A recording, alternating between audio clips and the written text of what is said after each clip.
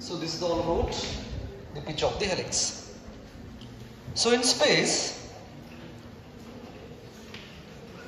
we have electric field and magnetic field. ಈ class room ಒಳಗಡೆ ಯಾರಾದರೂ ಕಾಲ್ ಮಾಡಿದ್ರೆ ಕಾಲ್ ಕನೆಕ್ಟ್ ಆಗ್ತಿತ್ತು ಆಗಂಗಿಲ್ಲ ಸದ್ಯ ಆಗ್ತಿತ್ತಾ? ಸೊ ಹಾಗಾದ್ರೆ ಇದು ಕಾಲ್ ನಾವು ಸಿಗ್ನಲ್ಸ್ ಅಂತ ನಾವು ಕರಿತೀವಲ್ಲ, ಇದು ಎಲೆಕ್ಟ್ರೋಮ್ಯಾಗ್ನೆಟಿಕ್ ವೇವ್ಸ್ ಅಂತ ನಾವು ಕರಿತೀವಿ.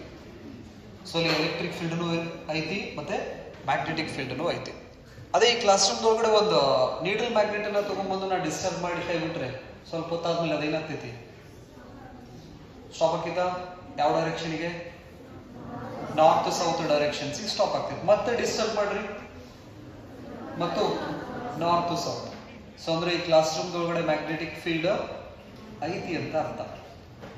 ಸೊ ಅಂದ್ರೆ we are living in a electric field as well as magnetic field and gravitational field. ನೆನಪಿರ್ಲಿ, ನಾವೆಲ್ಲಿ ಬದುಕಾಗ್ತೀವಿ ಈಗ? ಎಲೆಕ್ಟ್ರಿಕ್ ಫೀಲ್ಡ್ ದಲ್ಲೂ ಅದಾವೆ, ಮ್ಯಾಗ್ನೆಟಿಕ್ ಫೀಲ್ಡ್ ದಲ್ಲೂ ಅದಾವೆ, ಗ್ರಾವಿಟೇಷನಲ್ ಫೀಲ್ಡ್ ಒಳಗಡೆ ಅದಾವೆ. ಯಾಕಂದ್ರೆ ನೇಚರ್ ಒಳಗಡೆ ಇರೋದೇ 4 force: gravitational force, electromagnetic force, strong nuclear force and weak nuclear force. Nuclear forces are inside the nucleus. Nucleus ಇಂದ ಹೊರಗಡೆ ಬಂದ್ರೆ ನಮಗೆ ಎಲೆಕ್ಟ್ರೋಸ್ಟಾಟಿಕ್ ಫೋರ್ಸ್ ಮತ್ತು ಗ್ರಾವಿಟೇಷನಲ್ ಫೋರ್ಸ್ ಅಂತ ನಾವು ಕರಿತೀವಿ, ಎಲೆಕ್ಟ್ರೋಮ್ಯಾಗ್ನೆಟಿಕ್ ಫೋರ್ಸ್. ಸೊ ಹಾಗಾದ್ರೆ when a charged particle moves inside the electric and magnetic field simultaneously. So ಅಂದ್ರೆ ಈಗ ಚಾರ್ಜ್ ಪಾರ್ಟಿಕಲ್ ಎಲೆಕ್ಟ್ರಿಕ್ ಫೀಲ್ಡ್ ಮತ್ತು ಮ್ಯಾಗ್ನೆಟಿಕ್ ಫೀಲ್ಡ್ ದಲ್ಲಿ ಒಮ್ಮೆಲೆ ಎಂಟರ್ ಆಯಿತು ಅಂದ್ರೆ, just imagine in this class room we have both the fields, electric field as well as magnetic field. So ಹಾಗಾದ್ರೆ charge particle ಏನಾದ್ರೂ ಈ ಕ್ಲಾಸ್ ರೂಮ್ ಒಳಗಡೆ ಬಂತಂದ್ರೆ ಯಾವ ಫೋರ್ಸ್ ನ ಎಕ್ಸ್ಪೀರಿಯನ್ಸ್ ಮಾಡ್ತೈತೆ ಅದು? ಈ ಕ್ಲಾಸ್ ರೂಮ್ ಒಳಗಡೆ ಎಲೆಕ್ಟ್ರಿಕ್ ಫೀಲ್ಡು ಇದೆ, ಮ್ಯಾಗ್ನೆಟಿಕ್ ಫೀಲ್ಡು ಇದೆ. ಸೊ ಹಾಗಾದ್ರೆ ರೆಸ್ಟ್ ಚಾರ್ಜ್ ನಾವು ತಗೊಂಡ್ಬಂದು ಏನಾದ್ರು ಈ ಕ್ಲಾಸ್ ರೂಮ್ ದಲ್ಲಿ ಪ್ಲೇಸ್ ಮಾಡಿದ್ರೆ that rest charge experience only the electric force, electric field. ಯಾಕಂದ್ರೆ when a charge is at rest, the magnetic force on that charge is 0. ಈ ಕ್ಲಾಸ್ ರೂಮ್ ಒಳಗಡೆ ನಮ್ಗೆ ಎಲೆಕ್ಟ್ರಿಕ್ ಫೀಲ್ಡ್ ಇದೆ, ಮ್ಯಾಗ್ನೆಟಿಕ್ ಫೀಲ್ಡ್ ಇದೆ. ಒಂದು charge particle ನ ತಗೊಂಡ್ಬಂದು ನಾನು ರೆಸ್ಟ್ ದಲ್ಲಿ ಇಟ್ಟು ಕೈ ಬಿಟ್ರೆ ಅದ್ರ ಮೇಲ್ಗಡೆ ಮ್ಯಾಗ್ನೆಟಿಕ್ ಫೀಲ್ಡ್ ಏನೂ ಎಫೆಕ್ಟ್ ಮಾಡೋದಿಲ್ಲ, ಬಟ್ ಎಲೆಕ್ಟ್ರಿಕ್ ಫೀಲ್ಡ್ ಅದ್ರ ಮೇಲ್ಗಡೆ ಎಫೆಕ್ಟ್ ಮಾಡಕ್ ಸ್ಟಾರ್ಟ್ ಮಾಡ್ತೈತಿ.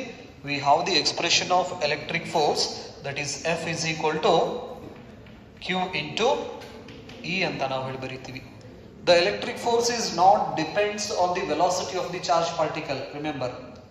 ಸೊ ಹಾಗಾದ್ರೆ ಈ ಎಕ್ಸ್ಪ್ರೆಷನ್ಸ್ ನಿಂದ ನಮ್ಗೆ ಗೊತ್ತಾಗ್ತೈತೆ ಅಂದ್ರೆ ಎಲೆಕ್ಟ್ರಿಕ್ ಫೋರ್ಸು ಚಾರ್ಜ್ ವೆಲಾಸಿಟಿ ಮೇಲ್ಗಡೆ ಡಿಪೆಂಡ್ ಇರಲ್ಲ. ಅಂದ್ರೆ ಚಾರ್ಜು ರೆಸ್ಟ್ ದಲ್ಲರೇ ಇರಲಿ, ಚಾರ್ಜು ಮೋಷನ್ ದಲ್ಲರೇ ಇರಲಿ, ಎಲೆಕ್ಟ್ರಿಕ್ ಫೋರ್ಸ್ ಅದ್ರ ಮೇಲ್ಗಡೆ ಬಿದ್ದ ಬೀಳ್ತೈತಿ. ಸೊ ಈಗ ನಾನು ಪಾಸಿಟಿವ್ ಚಾರ್ಜ್ ನ ತಗೊಂಡ್ಬಂದು ನಾನು ಪ್ಲೇಸ್ ಮಾಡಿದ್ರೆ ದಿಸ್ ಪಾಸಿಟಿವ್ ಚಾರ್ಜ್ ರೆಸ್ಟ್ ಒಳಗಡೆ ನಾನು ಇಟ್ನಿಪ್ಪ ಅಂತ ಹೇಳಿದ್ರೆ it experience what? Electric force. Due to this electric force this positive charge starts to move towards its opposite sign charge. So ಹಾಗಾದ್ರೆ ಈ ಪಾಸಿಟಿವ್ ಚಾರ್ಜ್ ಎದ್ರ ಕಡೆ ಹೋಗಕ್ ಸ್ಟಾರ್ಟ್ ಮಾಡ್ತೈತಿ? ನೆಗೆಟಿವ್ ಚಾರ್ಜ್ ಕಡೆ ಹೋಗಕ್ ಸ್ಟಾರ್ಟ್ ಮಾಡ್ತೈತಿ. ಅದೇ ನೆಗೆಟಿವ್ ಚಾರ್ಜ್ ನ ತಗೊಂಡ್ಬಂದಿಟ್ರೆ ಪಾಸಿಟಿವ್. ಸೊ ಅಂದ್ರೆ ಎಲೆಕ್ಟ್ರಿಕ್ ಫೀಲ್ಡ್ ಇತ್ತಪ್ಪ ಅಂತ ಹೇಳಿದ್ರೆ ಆ ಎಲೆಕ್ಟ್ರಿಕ್ ಫೀಲ್ಡ್ ಒಳಗಡೆ ಚಾರ್ಜ್ ನ ನೀವು ರೆಸ್ಟ್ ದಲ್ಲರ ಇಡ್ರಿ ಅಥವಾ ಮೋಷನ್ ಒಳಗಡೆ ಕಳಿಸ್ರಿ, ಅದು ಕಂಪಲ್ಸರಿಯಾಗಿ ಎಲೆಕ್ಟ್ರಿಕ್ ಫೋರ್ಸ್ ನ ಎಕ್ಸ್ಪೀರಿಯನ್ಸ್ ಮಾಡ್ತೈತಿ. ಮ್ಯಾಗ್ನೆಟಿಕ್ ಫೋರ್ಸ್ ಇವಾಗ ಏನಿರ್ತೈತಿ? Is equal to 0. ಯಾವಾಗ? ರೆಸ್ಟ್ ಇದ್ದಾಗ. ನೆನಪಿರ್ಲಿ. ಸೊ ಅದೇ ಈ ಎಲೆಕ್ಟ್ರಿಕ್ ಚಾರ್ಜ್ಗೆ ಸ್ವಲ್ಪ ಇನಿಷಿಯಲ್ ವೆಲಾಸಿಟಿನ ಕೊಟ್ಟು ನಾನು ಈ ಎಲೆಕ್ಟ್ರಿಕ್ ಫೀಲ್ಡ್ ಮತ್ತು ಮ್ಯಾಗ್ನೆಟಿಕ್ ಫೀಲ್ಡ್ ಒಳಗಡೆ ಥ್ರೋ ಮಾಡಿದ್ರೆ, ಈಗ ಚಾರ್ಜ್ ಪಾರ್ಟಿಕಲ್ ಹತ್ರ ಏನೈತಿ? ವೆಲಾಸಿಟಿ ಐತಿ. ಸೊ ವೆಲಾಸಿಟಿ ಇತ್ತಂದ್ರೆ ವೆಲಾಸಿಟಿ ಇರ್ಲಿ ಬಿಡ್ಲಿ ಅದು ಎಲೆಕ್ಟ್ರಿಕ್ ಫೋರ್ಸ್ ಅನ್ನ ಎಕ್ಸ್ಪೀರಿಯನ್ಸ್ ಮಾಡ್ತೈತಿ. ವೆಲಾಸಿಟಿ ಇತ್ತಂದ್ರೆ ಅದು ಮ್ಯಾಗ್ನೆಟಿಕ್ ಫೋರ್ಸ್ ನ ಎಕ್ಸ್ಪೀರಿಯನ್ಸ್ ಮಾಡ್ತೈತಿ. ಅದು ಕೆಲವೊಂದಿಷ್ಟು ಕಂಡೀಷನ್ಸ್ ನ ಸ್ಯಾಟಿಸ್ಫೈ ಮಾಡಿದ್ರೆ ಮಾತ್ರ. So in the first case, the charged particle is having velocity, but it experiences a zero magnetic force when the charged particle enters a parallel to the magnetic field. The same direction ಇರಬಹುದು, opposite directions ಇರಬಹುದು. Charged particle ಏನಾದರೂ ಈ ತರ situation magnetic field ಗೆ parallel ಆಗಿ enter ಆಯ್ತಂದ್ರೆ ಅದು zero magnetic force ನ ಎಕ್ಸ್ಪೀರಿಯನ್ಸ್ ಮಾಡ್ತಿದ್ದೀನಿ ಅಂತ ಹೇಳಿ.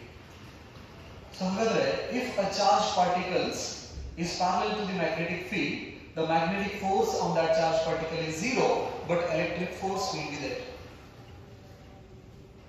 ಈ ಕಂಡೀಷನ್ಸ್ ಒಳಗಡೆ ಎಲೆಕ್ಟ್ರಿಕ್ ಫೀಲ್ಡ್ ಇದೆ, ಮ್ಯಾಗ್ನೆಟಿಕ್ ಫೀಲ್ಡ್ ಇದೆ.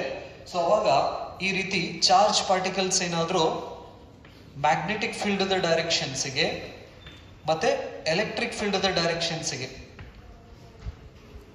ಪ್ಯಾರಲಲ್ ಆಗಿತ್ತಂದ್ರೆ ಅವಾಗ ಮ್ಯಾಗ್ನೆಟಿಕ್ ಫೋರ್ಸ್ ಈ ಚಾರ್ಜ್ ಪಾರ್ಟಿಕಲ್ ಮೇಲ್ಗಡೆ ಬೀಳ್ತಕ್ಕಂಥ ಮ್ಯಾಗ್ನೆಟಿಕ್ ಫೋರ್ಸ್ ಏನಾಗ್ತೈತಿ, 0 ಆಗ್ತೈತಿ. But electric force is not equal to 0. These are the different cases we will study later, right? So ಹಾಗಾದ್ರೆ ಈ ತರ ಒಂದು ಕಾನ್ಸೆಪ್ಟ್ ಅನ್ನ ಇಂಟ್ರೊಡ್ಯೂಸ್ ಮಾಡಿದವರು ಯಾರಂದ್ರೆ ಲಾರೆನ್ಸ್ ಅಂತ ನಾವು ಹೇಳ್ತೀವಿ.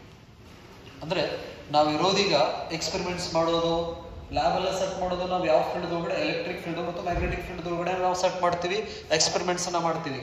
ಹಾಗಾದ್ರೆ ಒಂದು ಚಾರ್ಜ್ ಪಾರ್ಟಿಕಲ್ಸ್ ನ ನಾನು ಸ್ಪೇಸಿಗೆ ಕಳಿಸಿದ್ರೆ it experience both the forces. It experience electric force as well as what, magnetic force. So ಅದಕ್ಕೆ ನಾವೇನಂತ ಕರಿತೀವಿ, ಲಾರೆಂಜ್ ಫೋರ್ಸ್ ಅಂತ ನಾವು ಕರಿತೀವಿ. ನೆಕ್ಸ್ಟ್ ಸ್ಟಡಿಗೆ ಹಾಕೋರಿ, Lorentz force.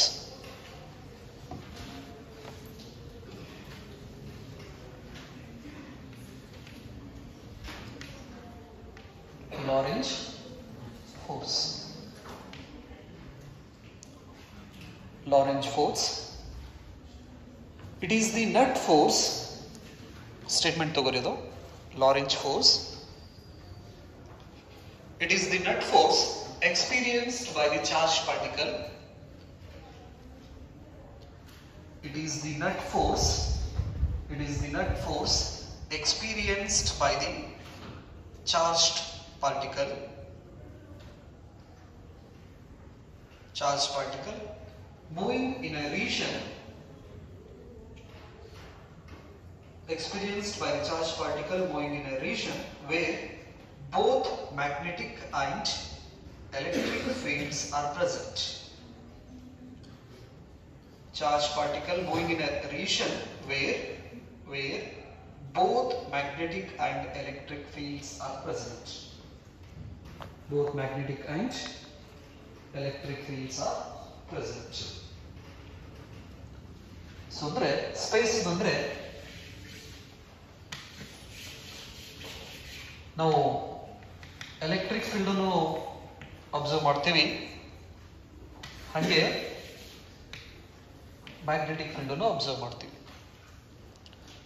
When a charged particle enters with some velocity v, it experiences both the forces, magnetic force as well as electric force.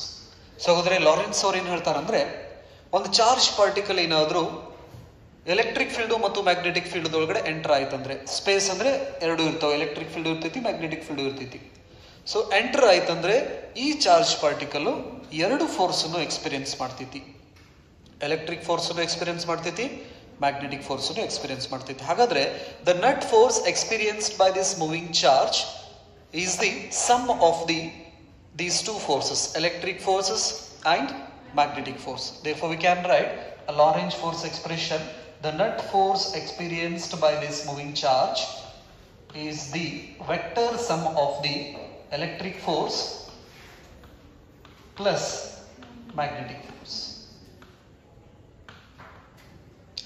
ಈ net ಫೋರ್ಸ್ಗೆ ನಾವೇನಂತ ಕರಿತೀವಿ, ಲಾರೆಂಜ್ ಫೋರ್ಸ್ ಅಂತ ನಾವು ಹೇಳಿ ಕರಿತೀವಿ. ವಿ ಹ್ಯಾವ್ ದಿ ಎಕ್ಸ್ಪ್ರೆಷನ್, ನಾನು ಜಸ್ಟ್ ಮ್ಯಾಗ್ನಿಟ್ಯೂಡ್ ಅಷ್ಟೇ ಕನ್ಸಿಡರ್ ಮಾಡೋದಾದ್ರೆ, net force is equal to Fe plus Fm. We have the expression of Fe, electric force of the expression ಗೊತ್ತಿದೆ ನಮಗೆ, Q into E plus the magnetic force of the expression ಗೊತ್ತಿದೆ, that is QEB sin theta, QVB sin theta. So ಹಾಗಾದ್ರೆ ಇವೆರಡರಲ್ಲಿ common ಏನು ತೆಗಿತೀರಾ, Q common ತೆಗೆದ್ರೆ electric field plus VB sin theta. So this is the expression of a Lorentz force which gives the magnitude of that Lorentz force. ಹಾಗಾದ್ರೆ ಈ expression ನಮಗೆ magnitude ಅನ್ನ ಕೊಡ್ತೈತಿ. Magnitude of Lorentz force.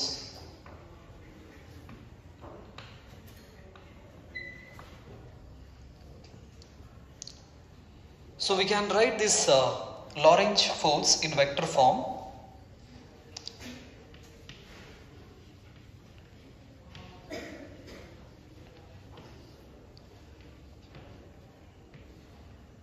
F is equal to charge is a scalar quantity, electric field is vector quantity, plus VB sin theta is the cross product, vector V cross vector B.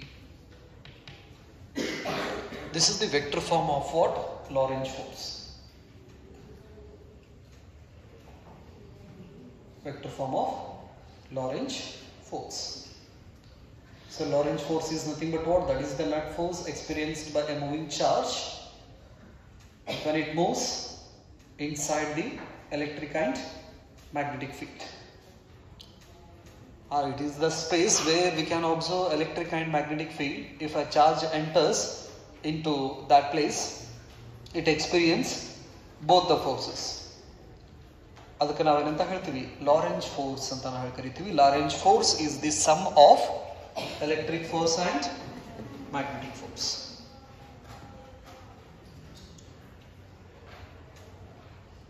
So Q stands for what? Charge. E stands for electric field. V stands for velocity of a charged particle, and V stands for what? Magnetic field. ಕೆಳಗಡೆ ಅದನ್ನಷ್ಟು ಬರೀರಿ.